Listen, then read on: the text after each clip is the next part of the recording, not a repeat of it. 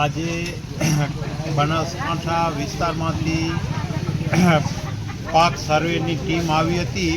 એમાંથી વિપુલભાઈ પ્રજાપતિ ગામ સેવક અમારી પાસે આવ્યા હતા અને મારી પ્રાકૃતિક ખેતીની બધી સામગ્રી જોઈ અને એ બહુ ખુશ થઈ ગયા અને એમને બહુ સારું લાગ્યું કે અમે અહીંયા પ્રાકૃતિક ખેતી કરીએ છીએ. તો એમને એમ લાગ્યું આ ગામ કોટડા રોવા, તાલુકો નખત્રાણા, કોટડા રોવા ગામની સીમમાં વાડી છે કેળાની.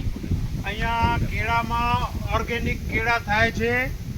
આ કેળાના ફૂલમાં કેલ્શિયમ બહુ હોય છે. તો આ કેળાના ફૂલનું અમે દ્રાવણ બનાવીએ છીએ.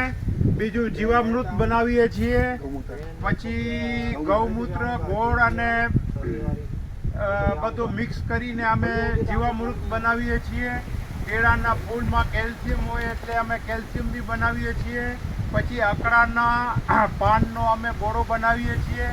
એમાં પોટાશ ઘણું હોય છે આકડામાં, તો આકડાના ફૂલનો બી પોટાશ બનાવીએ છીએ. અને સિસ્ટમથી અમે કેળા અહીંયા પકવીએ છીએ.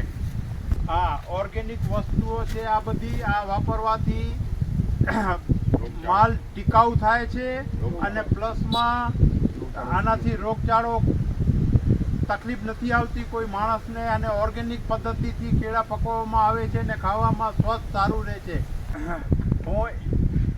હું એટલો જ સંદેશ આપીશ કે જે બાગાયતી પાકો કરે છે એમને બધાને વિનંતી કરીએ છીએ અત્યારથી અમે અહીંયાથી કે તમે ઓર્ગેનિક સિસ્ટમમાં જાઓ. ઓર્ગેનિકમાં ફ્લાવરિંગ બી બહુ સારું આવે છે, માલ સારું થાય છે અને પબ્લિક ખાશે તો એનું સ્વાસ્થ્ય બી સારું રહેશે.